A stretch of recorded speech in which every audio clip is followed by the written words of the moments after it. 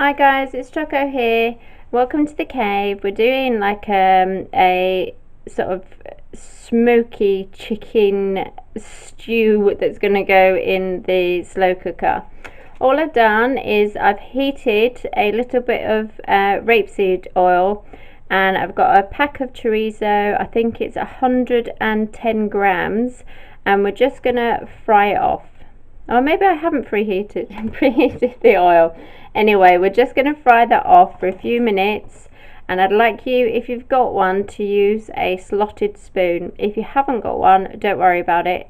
All I'm saying to use a slotted spoon is that when this is cooked, what we're going to do is we're going to try to leave the cooking oil and the juices that have come off this chorizo in the pan, and it's just a teeny bit easier to do that if obviously the juices are going to drip through. You can still manage it with a normal spoon, but if you've got one, it would be make your life a little bit easier, but it's not essential. So like I say, just cook this off for a couple of minutes.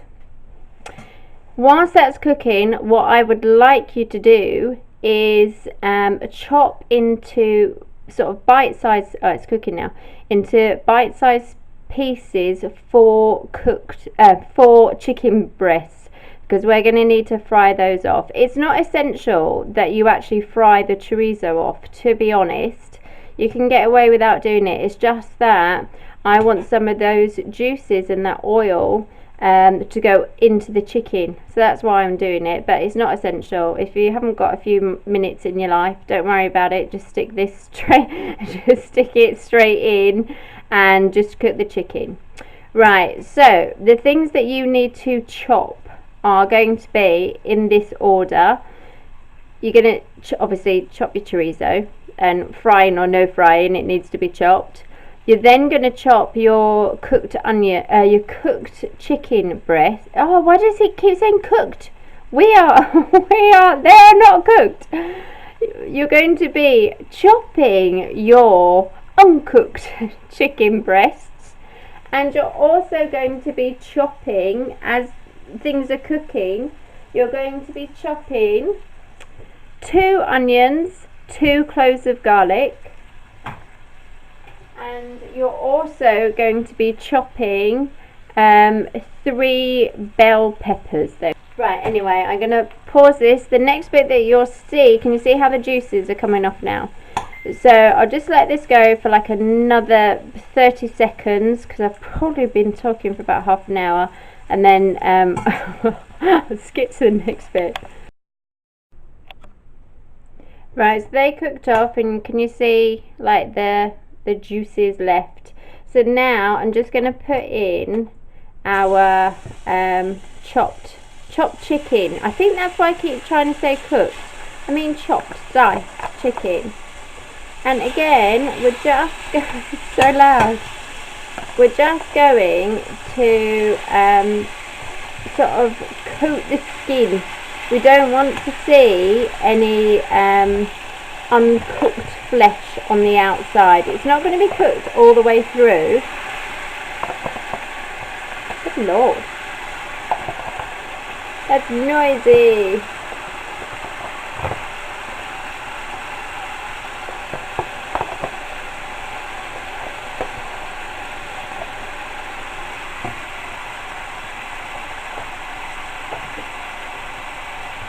Right, so it's not going to be cooked all the way through. It's just going, can you see how certain bits of it are whitening off? That's kind of the look that we want. So that's going to take a few minutes. Now in theory it would be easier to do this in batches, you know, like do half, right, but I don't have time for that. So I'm just going to wing it and do it all in the one big frying pan. So now what you would be doing is chopping your peppers, chopping your onions, and chopping your 2 cloves of garlic, keeping half an eye on this, okay? Right, so it's a few minutes later and the chicken is sort of all white on the outside, and I'm just having to use the slotted spoon again to transfer it straight over to the slow cooker. Just realised I've done all that cooking and I didn't have the other lights on, so sorry about that. That first bit will be even darker than normal. Right, so all I've done, so this looks like a magic. So all I did was I used the slotted spoon to transfer the chicken from the saucepan, and I've just placed it on top of the chorizo that we'd also sauteed off.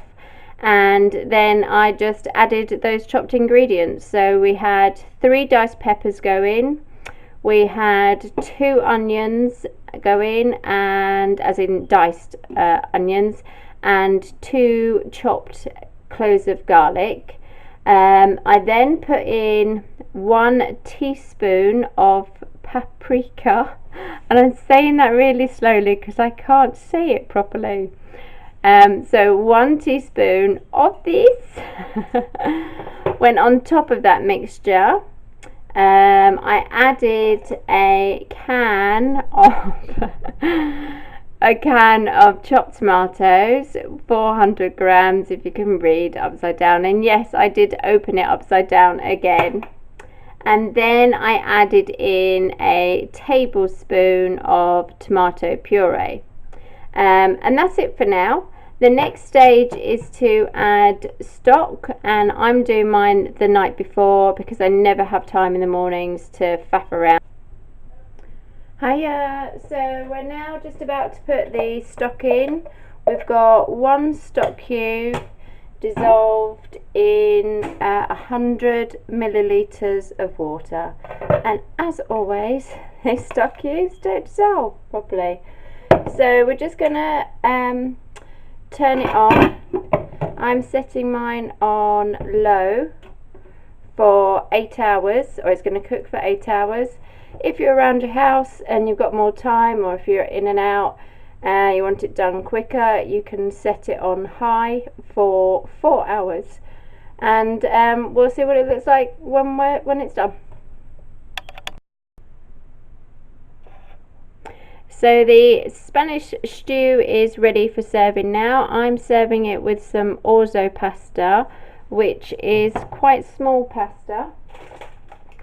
It looks like, that's how you spell it. I don't know if I'm saying it right. It's kind of quite similar to rice in sort of the size and the texture. So it's like rice-like. So you can serve it with rice, you can serve it with pasta. It'll also be really good with potatoes in lots of different ways. You could do fried potatoes would probably be quite good with this. You know, or you could do like the Spanishy style potatoes. Anyway, it's really nice. It's good to freeze. Obviously always wait for it to cool down before you freeze it, and freeze it in the portion sizes that you want. That's it. Enjoy.